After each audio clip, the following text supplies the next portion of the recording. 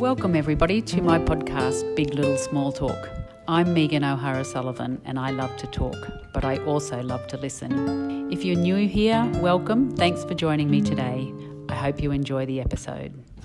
Welcome to Big Little Small Talk. You're with me, Megan O'Hara Sullivan. Today I have got probably the most excited I've ever been about any guest ever, because this person is a professional wrestler. And I am a wrestling tragic from the 1970s. Welcome, Mitch Schoemaker. Thank you. That's exciting. I'm excited to hear that you're excited. That's awesome. That's cool. I still love wrestling. I wrestle with my sister, and our adult children moves the furniture out of the way so that we don't hit our heads on the chairs and things. Amazing. So, yeah. And if you were going to marry into our family, you had to know how to wrestle. A big pile-on, including my mum and dad, who were worried about breaking bones. But That's anyway, awesome. Was there any broken bones? No, not Perfect. yet. But there's plenty of time. You're doing better than me. Yeah, I'll have the osteoporosis bones. Well, so tell me, how does one become a professional wrestler? You've got to seek it out. You really have to seek it out. Like it's. So take me right back to the beginning. You grew up in Toowoomba.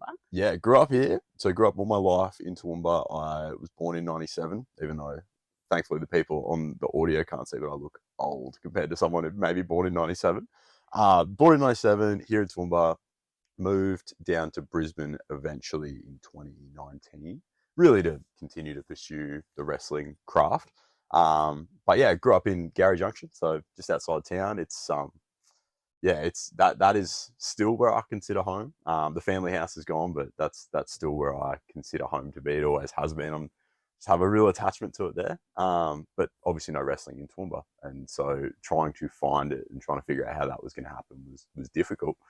Found a school in West End, down in Brisbane, set up similar to this actually in a little TV studio though, just a ring in a basically took up the entire room.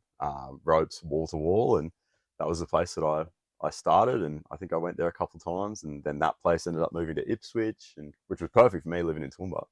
But yeah. So Mitch, where did you first encounter wrestling? How did you even know about it? Because you would have been too young for the 70s WWE. Absolutely. Yeah, I think I can't remember the first time I ever saw it, but I remember I was about the story that I think I've put together in my head is my family. We went on a trip to the States when I was a kid. I think I turned 8 years old while I was there.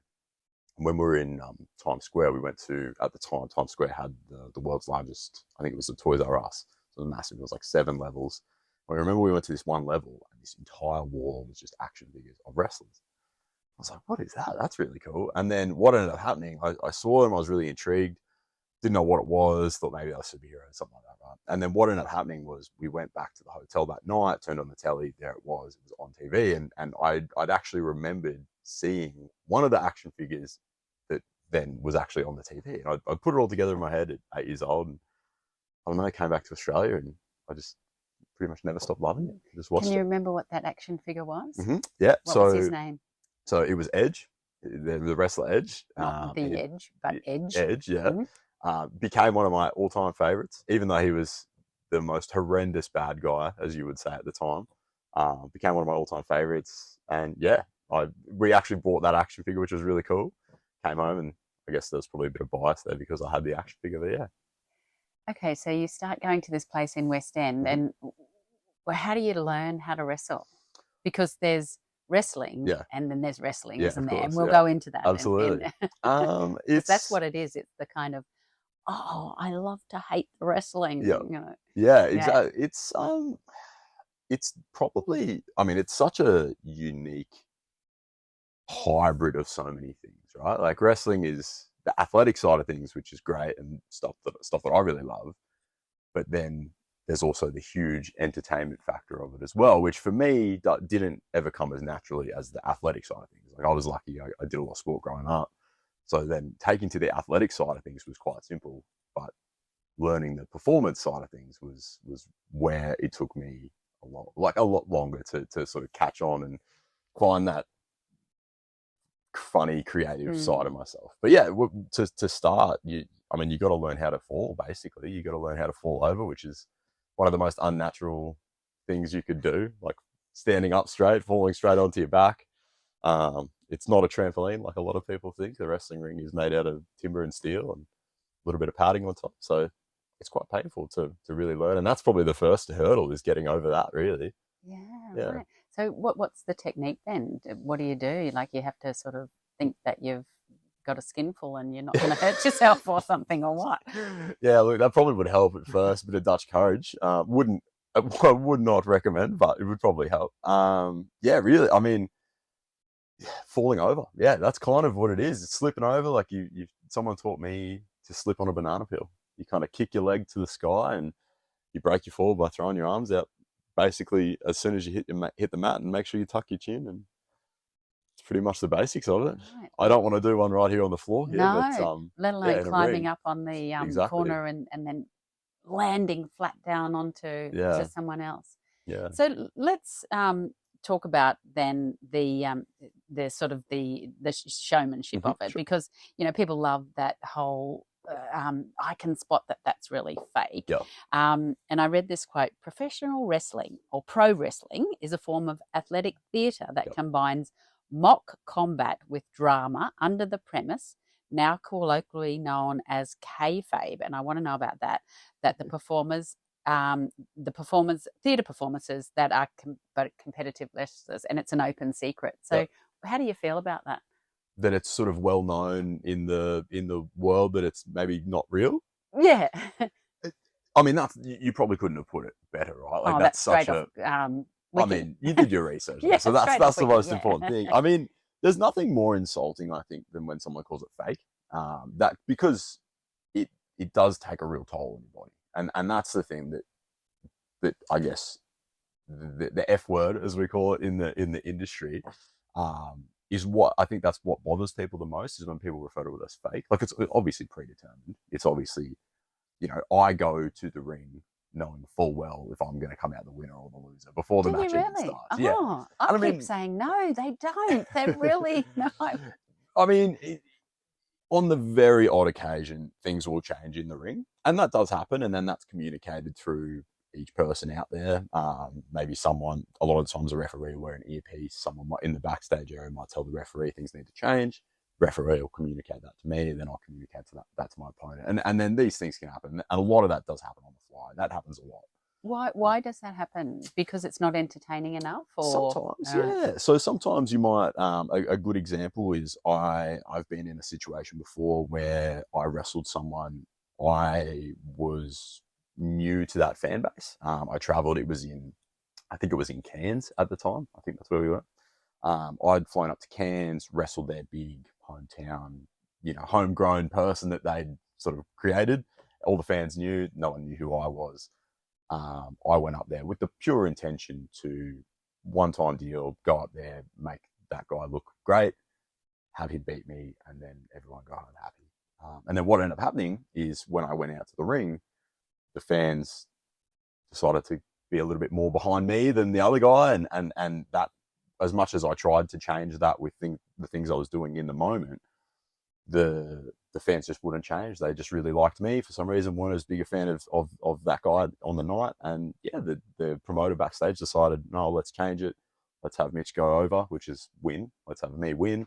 And then, which was great for me, because then they booked me the next month to go back. So it was perfect for me. But, and you've got a bit of a following up there now, have you?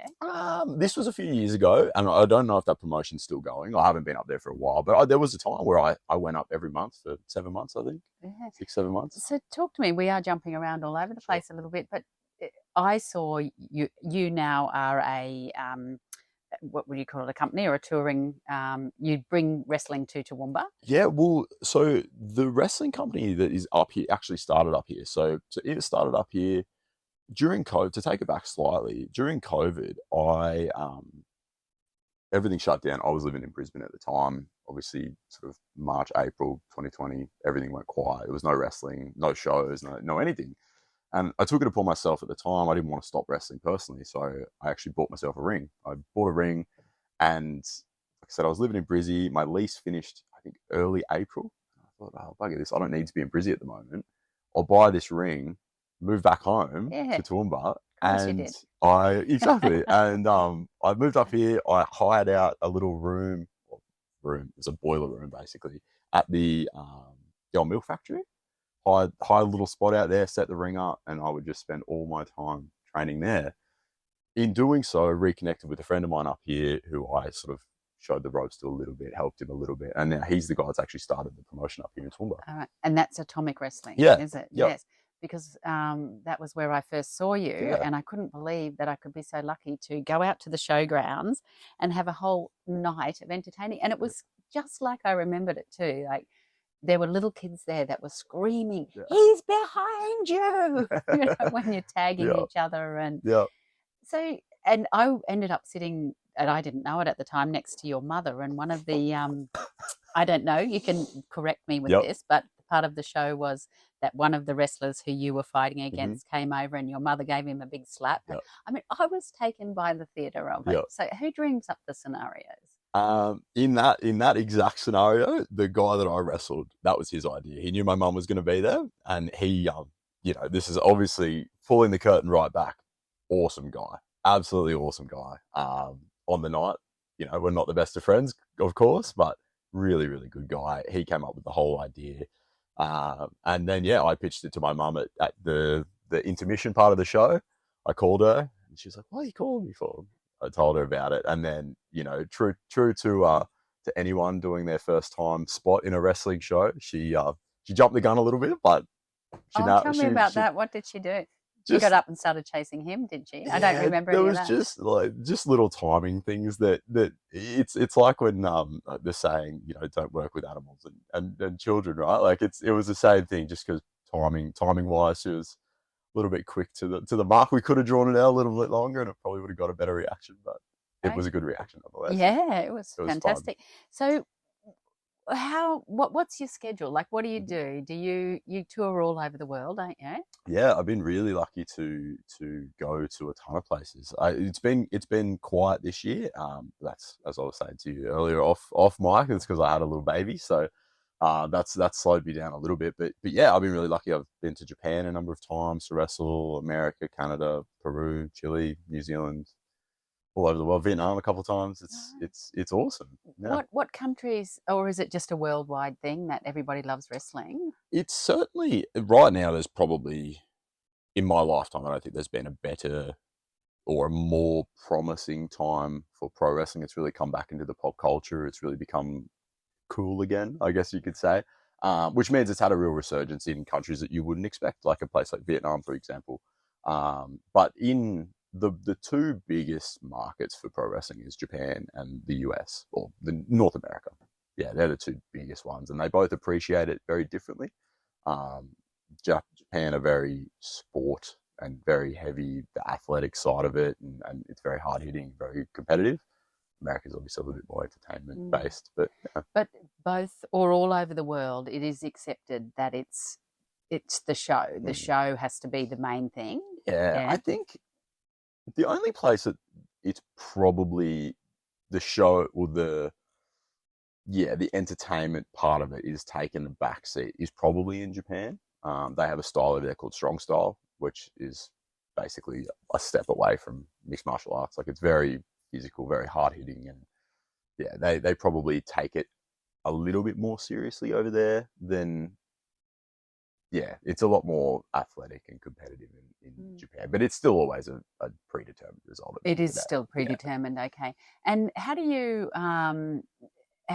know whether that, you know, who sort of determines? They just tell you who's going to be there. Essentially, like it just depends on the direction. I think for me, I've experienced a lot of, because I'm normally the person that comes in from out of town or whatnot. I do a lot of putting people over, which is I lose to a lot of people, which, you know, if you looked at my record, that wouldn't look very appealing. But really my job is to come in, a lot of these instances, come in and make the hometown person look as good as they can. Yeah, right. And there's so many ways to do that. Yeah. Tell me about in Japan, say the style of characters, and I really want to talk about, you know, the whole the theater of it and stuff. So what type of performers are they in Japan? Like, what are the cultural differences between, say, wrestling in South America to wrestling in Japan? I think it's stylistically very different, which I think drives it a lot. Even the characters. Yeah. So you'll have the way that the Japanese wrestlers are actually brought up is vastly different to the rest of the world. And I experienced this a little bit of that. I spent 4 months training at a Japanese dojo in 2021, right in the middle of COVID. Wasn't an ideal time to be overseas, but I made it work. And yeah, it's almost treated as if it's an apprenticeship for them. And it's obviously a very respectful culture as it is, just away from like just in their everyday life. But it's really like very heavy on paying your dues, and you'll only even when their wrestlers, I guess, graduate from their apprenticeship, they're only really allowed to do very limited amounts of things, and it's a perfect way for them to learn the fundamentals of pro wrestling. But eventually they go on what's called an excursion, and then they'll travel to a place like South America or Mexico or North America, and then that's where they really learn to be a character, is when they actually go away and leave Japan. And so some of them, while it is really serious over there, they do have elements that are incredibly unserious and very ridiculous, and yeah, a little bit of a mix of both, but yeah, that's kind of comical. Yeah. If you just tuned in, we're on Big Little Small Talk, and we're talking to Mitch Schoemaker, who is a professional wrestler. Would you believe it? It's so fantastic, and he's talking about learning his craft, some of it in Japan. You mentioned about them in the dojo. So compared to sumo wrestling, like how do they view professional wrestling? Yeah. Do the sumos just think it's stupid? You know what? I actually don't really. I'm not fully aware. I know that there's been a small handful of crossover between sumo wrestlers and pro wrestlers. Never from pro wrestling to sumo, but because pro wrestling is a workaround a little bit. If a sumo wrestler gets to a point where maybe they're a little bit old or maybe not so competitive in sumo anymore, they can the door is there for them to come into pro wrestling, and things can be a little bit more worked in, and they can still be a big superstar, if that makes sense. I suppose what I was getting at before with asking about the characters, because Japan's so steeped in that, like the Dragon Ball Z and just, all of that sort of stuff. And I wondered whether their characters are, that a little bit. I think they lose a lot of their character when the bell rings. So when they actually enter the ring, it can be very, like, they might have a great character for their entrance, but then as soon as that bell rings, it's back to serious. Yeah. So tell me about your character name. Is Mitch Ryder, or One Shot Ryder, we like to say. So tell me, where does that all come from? I wish it was some really cool story, but it's not, and I don't even like it. Like, I've never even loved it. I was really thrust into my first match. I wasn't really expecting it at the time.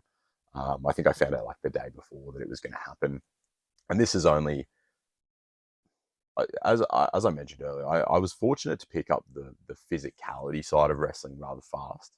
The character stuff came later for me, and so because I picked up the physicality side of things quickly, I was thrown into a match probably a little bit too fast. I think my first match, I started training in September, and my first match was in November. It was very fast. And so because of that, I needed a name, and I was like, oh, Mitch Schoemaker, it's a bit of a mouthful. Like, I don't know. So they just asked me, they were like, what did you used to do? What did you do before you wrestled? And for me, I raced BMX, which is vastly different to pro wrestling.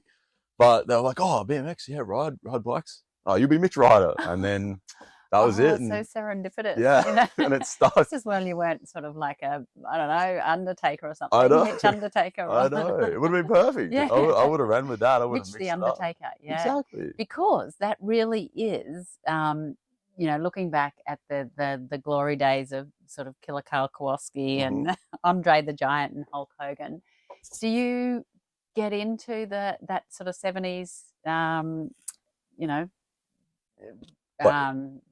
mythology and watch old films or any of that? Yeah, absolutely. Like there's a lot maybe not so much as the 70s, but a lot of 80s and early 90s stuff. Definitely student of the game when it comes to those sorts of things.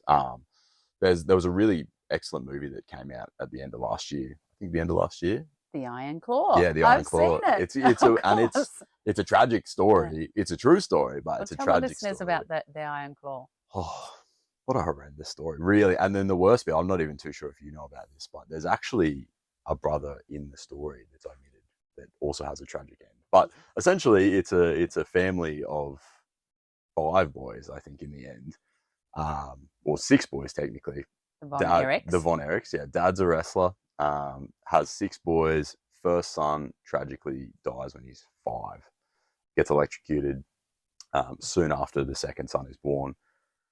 4 of the other sons are born over time. They all become wrestlers, and then basically one by one they all pass away at really awful ends. One of them, before he passes away, actually loses his leg, but continues to wrestle. And unbeknownst to the company he wrestled for, they didn't know he had no leg. He just made it work, and he did a really fantastic job at that. But eventually passed on. And then in the movie, they actually leave out a brother that also ends up passing away really tragically. And so it's a really sad story. There's one brother that's still around, and he's had 2 sons, and they've actually started wrestling and they have success. I connected with them when I was in the States last year. Really good guys, but yeah, it's a tragic story. The Von Erichs. Yeah. So you mentioned that you've got a little baby now, mm-hmm. and are you planning on building the Ryder dynasty? I don't know. Little Ryder? I don't know. Having, as much as that would be awesome, having a daughter. Ironically, we try to limit any screen time that she gets. She's only 4 months. Oh, sorry. I beg your pardon. I thought you said you'd had a son. Oh, no, you're right. Not that my daughter can't be a wrestler, because I do want to know about the female wrestling scene too. This is the thing. So the only thing that she's really ever taken her eye that's popped up on the telly has been wrestling. And she's only 4 months old, but that's pretty cool to me. So maybe it'll happen. Yeah. I don't know. So tell me about the female wrestling scene. It's and particularly the female... what do they call my vintage? They called them divas for a while. Oh, divas. Divas. I like that. Yeah. And so now they're I guess less the unfortunate reality at the time was they were eye candy. Really, that's probably the best way to describe how they were portrayed. Whereas now they're taken really seriously, and they've, rather than being hired on a looks basis, they're hired really down to their ability. It's something that probably in the last, I would like to say, 10 years now, I would think, probably since 2014, it's really something that has come a long way from that diva style era to now. Women are main eventing some of the biggest shows in the world and doing a really good job. It's a scene that's still certainly growing here in Australia, but overseas, and in particular in Japan, like some of the girls in Japan, I certainly wouldn't want to wrestle them. The very first time I went to Japan, I went to an all women show. It was terrifying. My partner was there at the time, and it was the night before she flew out, and we went to it. She was actively scared of one of the women. What do you mean? Even though you know that it's, what do we say? So we don't say it's fake. We say it's choreographed. Choreographed is a good way to put it too.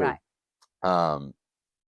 Just the way that they're very violent. They really cleaned each other up with some of their shots and some of their hits, and a lot more than the guys do, that's for sure. So Mitch, tell me about the rules. Like, are there any rules? And how, we talk about the choreography. Like, how do you know when that guy's getting up on the what do you call the corners? The turnbuckle? Yeah.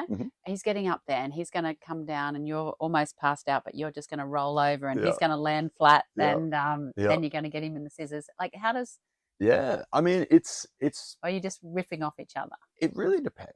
So there's been, and then it obviously it gets even more difficult when you begin to wrestle people that don't even speak English, right? And so then the communication's even less.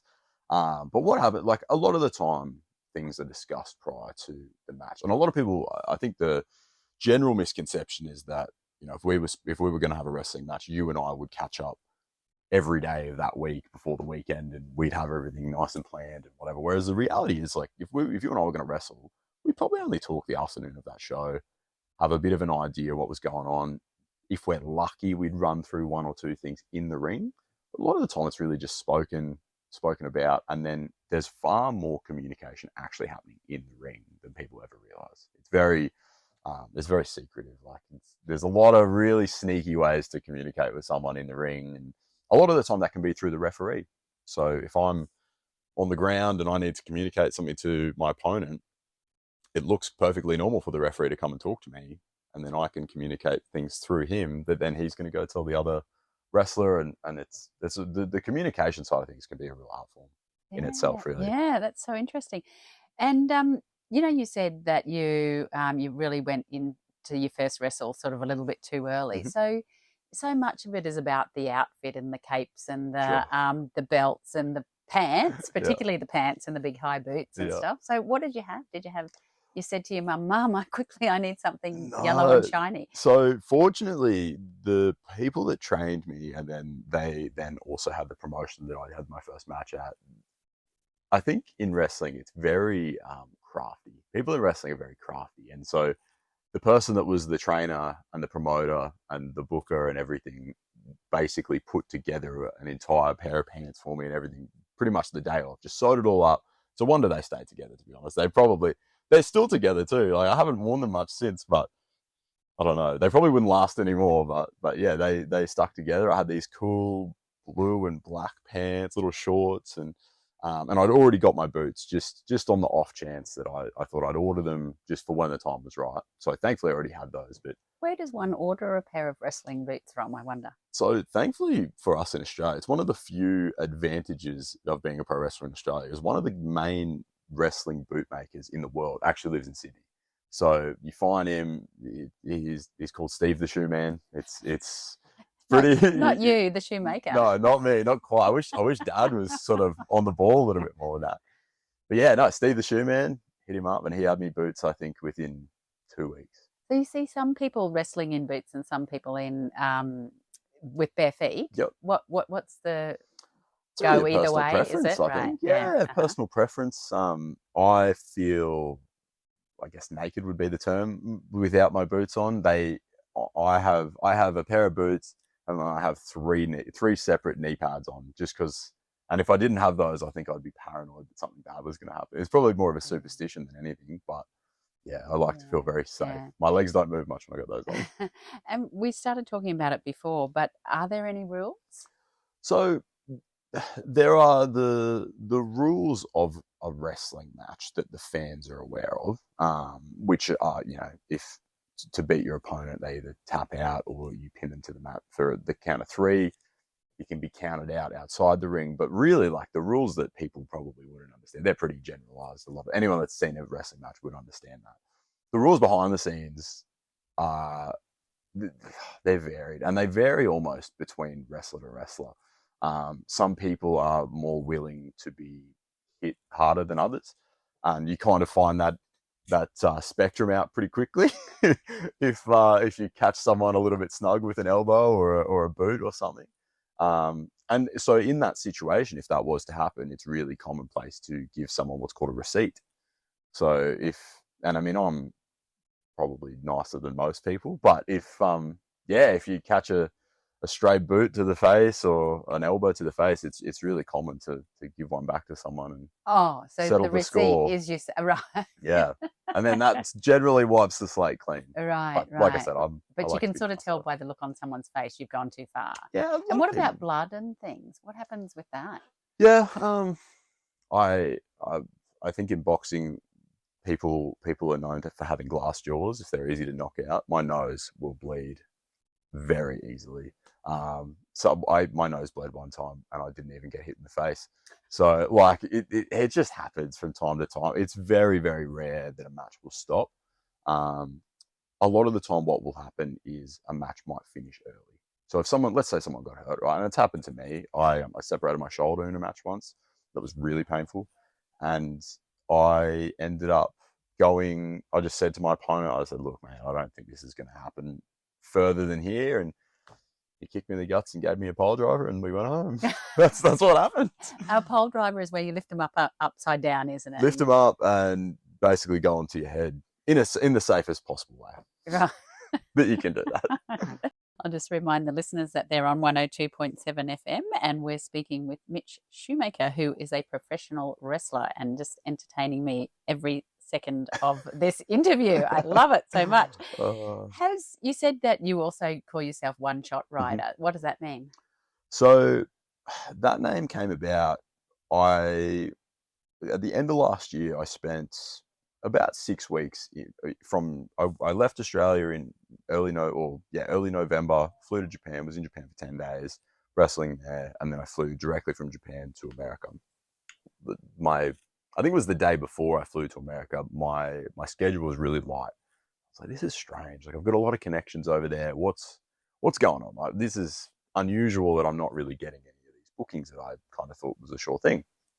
And one of my really good friends who works for a big company over there basically pulled me aside as soon as I got to America. He's like, look, mate, what no one's ever told you is there was a guy here in America called Mitch Ryder. Exact same spelling, exact same, everything. But he's since passed away. And so people wouldn't book me because that was my name.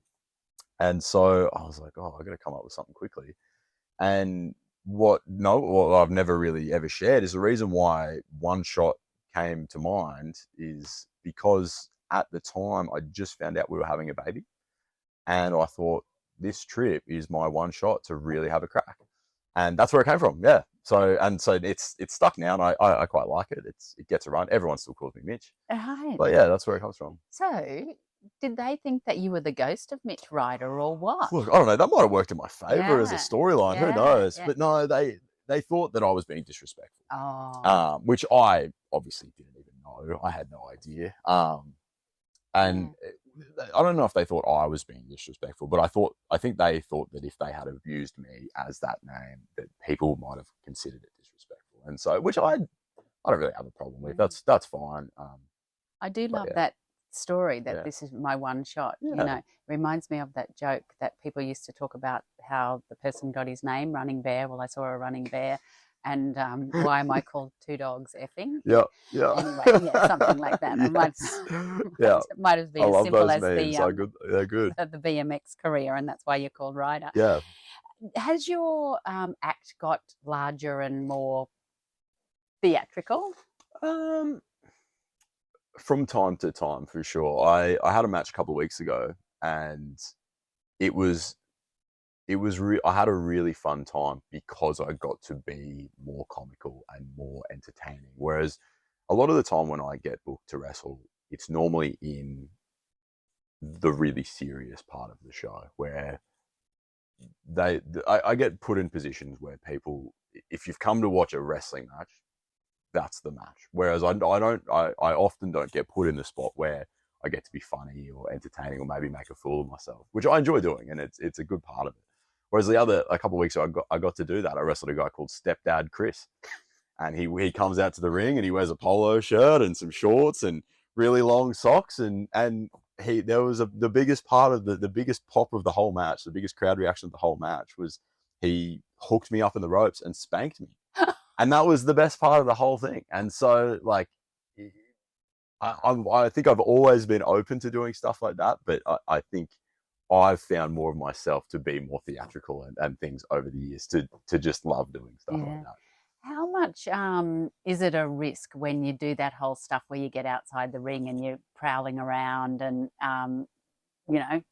does the audience ever get out of control or? For sure, it definitely happens, especially if you're like early in my career, I did one show every single month that was in an 18+ nightclub, essentially, that had no barricades, no guardrails. And people would try to jump in the ring all the time. Like, that would happen all the time. And so in the business, it's sort of pretty widely known that anyone who gets in the ring is fair game. What does that mean? So it means you can knock them around a bit. Yeah, because what generally happens is most people, anyone who tries to get in the ring generally doesn't respect the business at all. And so they normally think that, this is easy. This is, they're not really hitting each other. And so you kind of, I'm not a violent person at all, but you those opportunities are there to maybe reinforce the fact that there's a reason why we're in here and people are not. It's so, not the boxing tent at the circus. No, mate. exactly, Right. exactly. How interesting. Yeah. Yeah. So that company, the Toowoomba company, is called Atomic Pro Yep. Wrestling. Yep. So I was reading Mario Milano, who was Mhm. one of our all-time favorites. My sister was always Mario Milano. I was Sure. Killer Carl. Yep. And he used the atomic drop to finish. Mhm. And is that why that company's called You Atomic? know what? I don't know. It's such a as wrestling has evolved from the 70s and 80s to now. Obviously, the moves have also evolved. Now, like the atomic drop is almost seen as comical. Oh, so tell me Whereas- what it is. So it's basically a He's gone into demonstration yeah. mode, I was going to say listeners. it's not gonna work well. But essentially, you would drop how it appears is that your a wrestler's crutch would be taking a knee, for example, when in actuality that would be a disqualification in a real match. Whereas the theory behind it is that it gets them on the tailbone and it's quite painful, which to be fair would be quite painful, but it's in comparison to a pile driver or something like that, it's not seen as devastating, you might say. So, Right. yeah. But no, I'm actually not too sure where the name comes from. Yeah. No. It's a good name though. I like it. It's a good name for a promotion. The you know, when you do the whole bouncing off the ropes, you know, and you go from one side to the other and you slam them into their head into the corner there, and do you love that sort of jumping up on, you know, getting right up on the top of the ropes and yeah. It was never part of my my style or anything like that. So when I first started wrestling, I was about 15 kilos heavier than I am now, and so I'm not a tall person in stature, but I was considered a little bit bigger than most people, in particular locally, in Queensland. And so I didn't do a lot of the high flying sort of stuff. But in 2020, when I started training by myself, there's only so much you can do after a while by yourself, right? So you realize that maybe you can do these athletic things and jump off the top and do a flip and stuff like that. And so that's when that really became part of my style. And I absolutely love it. Like I wouldn't change it. I wouldn't go back to doing what I used to do. Plus, I move a lot better now with less weight too. Yeah. And are you sort of really energized by the crowd, like screaming and, you know, the more athletic and sort of the more tricks you do, the more they get into it, I guess. Yeah, for sure. One thing that I've wrestled in particular during COVID in front of no one, and that is, it doesn't get much more painful than that. You really need that energy and the reactions from the audience to pull through and just get your body through it sometimes. But one thing that can be equally as good at getting the crowd involved are those instances where you let stepdad Chris spank you on the butt. Like it really can be like that. And so it really just depends. And sometimes places are different. Like up here, when we wrestle up here, very family friendly, very family oriented crowd. They love that sort of stuff. Whereas if people want to know about where the wrestling is, how do they find out? So, in particular, for Toowoomba, you would go to Atomic Pro Wrestling on Facebook. I'm not sure if they've got a website, but on Facebook, you would definitely go there. They advertise all of their shows, and I think they do a show at least every 6 weeks. It's pretty frequent now, which is great. And they're at the Powerhouse. Memory, it was quite cheap, you know. Yeah, you get a family ticket. It's a cheap family night out, really. Like in comparison to going to the movies or something. Oh, like, God. Far cheaper than that. The movies are dear. Now, I asked you before, and I didn't let you answer. Sorry. Sure. What is kayfabe? Oh, sure. Yeah. So kayfabe is I guess it's like the unspoken rule of pro wrestling and the ins and outs. And so in the 70s and 80s, kayfabe was not ever discussed. It was very much, and it was really upheld by the wrestlers as well. Even when it came to a good guy versus a bad guy, let's say Killer Kowalski versus an Andre the Giant, right? They would actually be in separate locker rooms backstage. They wouldn't communicate with each other. And the only time they would see each other that day was in the ring. And so there would be nothing spoken about prior to or anything like that. And that was because at the time, you know, if a fan ever made their way backstage or anything, just randomly, and they all of a sudden saw all the boys talking back there, it would ruin the illusion. And so obviously over time, the business evolved. Things like little secrets got out. There's a really famous incident of that happening in the 90s where it was a show in Madison Square Garden and there was two rival companies, two guys wrestled two guys. Two of the guys were leaving to the rival company. And so the four of them all had a bit of embrace and a hug in the middle of the ring, and everyone was like, what's going on? It's kind of weird. They were all just wrestling each other. This doesn't make any sense. And then that's when kayfabe was really exposed. But that's essentially what it is. It's like the secret behind the scenes lingo and inner workings of pro wrestling. But it doesn't really exist too much anymore. Another couple of terms. So what's a heel wrestler and a heel referee? So I'm a heel. So I'm considered a heel, which is actually a bad guy. So I'm considered, when you saw me wrestle up here in Toowoomba, I was very much the hometown guy. But generally I'm the bad guy. I come into a place and I do my very best to make people not like me, which is easy enough when you're the new guy in town. But so I'm a heel, so that's a bad guy. And then a baby face is what's a good guy. That's what a good guy is. They're called a baby face. And if you're a heel referee, then you're a crooked referee. Like you're probably making some dirty calls, some corrupt calls. That's all though part of the theatre, though. Of course, right. Of course. So people who are referees, do they do that for a living, a full-time living? Sometimes referees can be busier than pro wrestlers. In particular here in Australia, it's a really tricky industry to do full time. Like it's very difficult, just because shows are few and far between. But a referee, they're few and far between, and so they can work. They might do every single match on one show, which is a lot of cardio, but it also means that they should get paid per match for this show. Mitch, you said before that there's never been a better time to be a wrestler. So it's really sort of come back into the popular culture, hasn't it? Absolutely. It's in the Why last is that? couple Is that of years. because of social media and stuff, or? Yeah, I think so. It's really happened in the last 12 months. I think people like career pro wrestlers like John Cena and an actor named Dave Bautista, even The Rock's probably the best example of it. Those guys going away from wrestling, having success outside of the ring, but then continuing to bring attention back to wrestling, I think really helps. And that's happened a lot in the last 12 months. The Rock's returned. And the Young Rock 2022 season 2. Yeah. So him, I think The Rock's probably the best example of someone really embracing his roots, like creating the TV show Young Rock, which was an awesome experience. Like all of those things have kind of shone the light a little bit on pro wrestling again. And then, when the light's been shone on it, it's really performed at the moment and people are interested again. Yeah, it's so interesting because I was reading about those 70s ones, particularly sort of crossing over into acting and television. And, you can't speak for everyone, but I mean, There's that sort of an aim, do you think? They sort of get that notoriety. I think Andre the Giant was even in something. Yeah, he was in the, I think it was The Princess Bride. I think he was in. He was in that. He really excelled at that. I mean, as if you would, he's like 7'5", like perfect to be a spectacle, right? Yeah. It's hard to say. Like, I think anyone who gets the opportunity to be involved in it, I can understand why people move away and catch the bug to get into the acting and film and things like that. I know any opportunity I've had to do that sort of stuff, it's been really enjoyable. And that was absolutely never part of my journey that I thought it would be.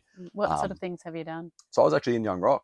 Oh, wow. Yeah. I was like, oh, you really That's why I wrote that down. That's right. Yeah. I wrote down Young Rock season 2. So you were in. So I was in season 1 and season 2. Yeah. No, not at all. So what did you have to do? So in the first season, I played a character called the Black Demon, which was just the whole experience was just insane. I got to wrestle the character that played the Rock's dad. We had a wrestling match that was actually a real wrestling match that occurred in the early 80s, which was just unreal. Like one of my big goals as a kid growing up, the first place I ever saw live wrestling was the Brisbane Entertainment Centre. So I thought, wouldn't it be cool to wrestle there? And that's where I filmed that scene. They set up a ring in the middle of the entertainment centre. They had 400 extras, just all as the crowd. And we filmed for probably 2.5 hours for something that ended up being 15 seconds. And just seeing that whole production on that size of a scale, it was just unreal and so much fun.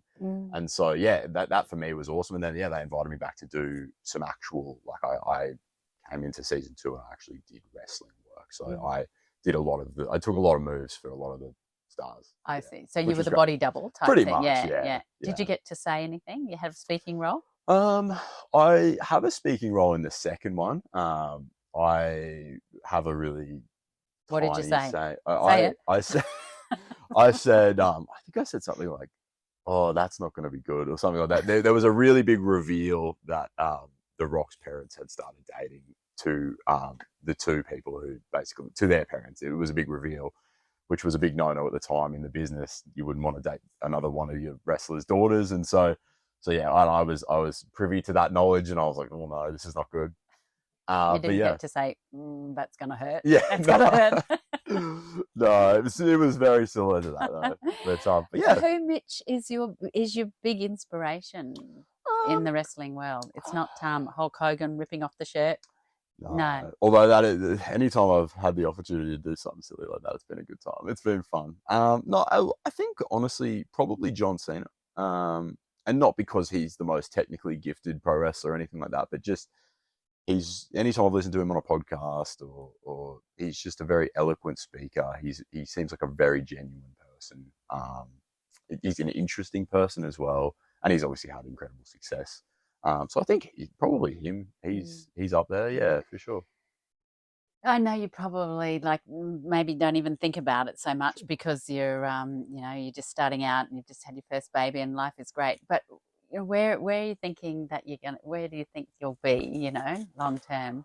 It's when you're walking in with the walking frame. Yeah, yeah. That might not. Who knows? That might not even be that far away.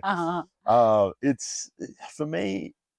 If I was really, so I'm considered an independent professional wrestler. So I'm essentially a freelance wrestler. So for me, the big goal has always been to land a contract with one of the major wrestling promotions in the world. And there's a number of those. There's probably 4 or 5 that you could really make a really good, nice living at. And know that you're going to get comfortable money every week, regardless of if you get injured or anything like that. They're going to look after you. And so for me, that's really the biggest goal. The only, I guess, shift to that now is obviously have a little one. Of all my family are here in Toowoomba and very close by. And for me to do that would mean that we'd have to relocate overseas. And that's probably the biggest hurdle as a pro wrestler in Australia in general. But for me now, it would mean moving my whole family away, which is tough. And that would be I think that would be a difficult bridge to cross if the opportunity arose. But that's really the goal. So for now, you sort of just try and is there a lot of the sort of trying to promote yourself to get your name out there and stuff? Yeah, there is. That's, I mean, obviously the age of social media has hugely helped that. And so there's never been an easier time to be seen by the world. But then of course there's a lot of competition as well now. So yeah, lots of self-promotion goes into it, and it's been tricky. Wrestling is really what have you done for me lately kind of business, just as acting is and a lot of stuff, right?